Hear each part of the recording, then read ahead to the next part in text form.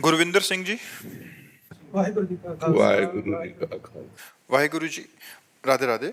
महाराज जी, वाहिगुरु नाम से प्रेम कैसे हो? क्योंकि अभी सब कुछ पता है, बट धन और जो पदार्थों के लिए ही जप किया जाता है, ऐसा मनुष्य जीवन।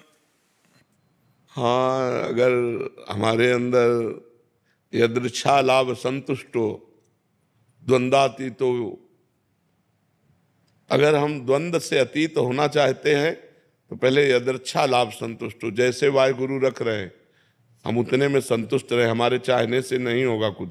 हम चाह जो करेंगे वो अपने लिए पतन का रास्ता खोलेंगे। वाहिगुरु जो व्यवस्था करेंगे वो हमारे लिए बड़े सुख की व्यवस्था होगी। तो हम चाह करें क्यों? अन मांगे आगे आवे गो, ज्यों पल लागे पल को। जैसे पल बिना प्रयास के लगती है, ऐसे वाहिगुरु के आश्रित की सारी व्यवस्था वाहिगुरु करते हैं। हम चाह क्यों करें? हमारे पास जो कुछ है वो सब वाहिगुरु का है। जो कुछ करेंगे वो वाहिगुरु करेंगे। वाहिगुरु के सिवा मेरा कोई अस्तित्व नहीं। अभी नाम में प्रीति होने लगे। हम नाम तो जपते हैं लेकिन वाहिगुरु पर पूर्ण समर्पित नहीं है। पूर्ण समर्पित ना होने के कारण हमारे नाम में त्रुटि हो जाती है, नाम छूट जाता है।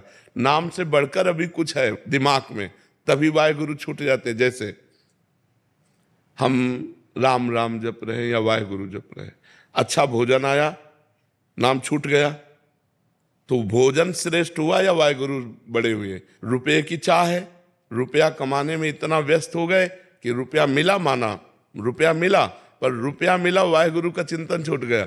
जब हम वाहिगुरु को सबसे बड़ा माने, संपूर्ण जीवन वाहिगुरु को समर्पित कर दें, भूखे रखें तो वाहिगुरु वाहिगुरु। देखो, अपनी गर्दन तक समर्पित कर दी महापुरुषों ने वाहिगुरु के लिए। तो हम वाहिगुरु जैसी परिस्थिति में रखें वैसी परिस्थिति में रहे, और जबान से हर समय ओठ भले बंद रहें, वाहिगुरु वाहिगुरु वाहिगुरु वाहिगुरु वाहिगुरु। हम क्यों धन का चिंतन करें? अगर परिवार वाले को मरना है तो आप बचा नहीं सकते, और नहीं मरना तो विश्व में कोई पैदा नहीं हुआ कि मार सके। और वाहिगुरु को परिवार समर्पित, वाहिगुरु को जीवन समर्पित। तो अब वाहिगुरु जो व्यवस्था करें उसी में राजी है। नहीं तो हमारा एक ही काम है, वाहिगुरु का चिंतन करना, और वाहिगुरु का कार्य है तुम्हारी सारी व्यवस्था करना। ये विश्वास करो, उनकी व्यवस्था से होगा। हमारे करने धरने से इतना नहीं होगा जितना उनकी व्यवस्था से होगा। तो जैसे भगवान श्री कृष्ण जी ने गीता में कहा, अनन्यस चिंतयन्तो माम ये जना परिपासते तेषाम नित्याभियुक्ता नाम योगक्षेमम वहाम्यहम्। केवल तुम अनन्य चिंतन मेरा करो, मैं तुम्हारे योगक्षेम का वहन करूंगा।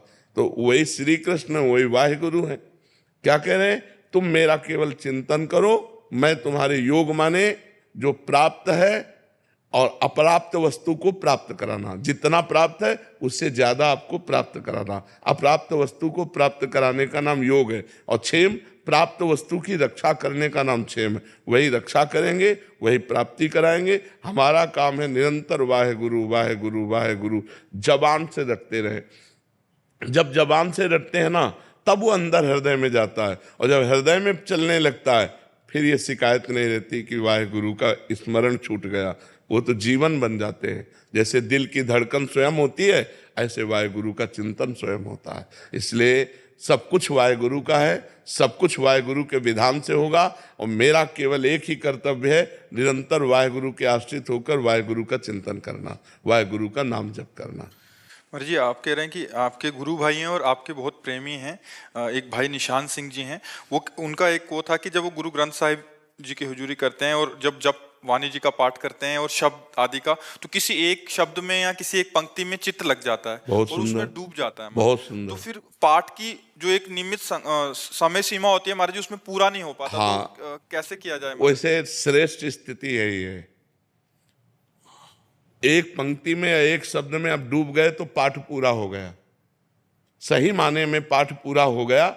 हाँ, नियम में पूर्ति में कि इतना रोज होना चाहिए वो तो बात नहीं पूरी होगी, लेकिन वास्तविक पाठ पूरा हो गया।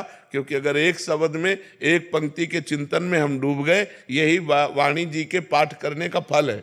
गुरु वाणी जी के पाठ करने का फल है कि गुरु वाणी के शब्द में डूब जाए और डूब करके जैसा गुरुवाणी कह रही वैसा हम चलने लगे। यही बात है कि आगे हमको पढ़ने की सामर्थ्य न रह जाए और हम उसी बात में डूब जाएं, उसी शब्द में डूब जाएं। यही गुरुवाणी के पाठ का फल है।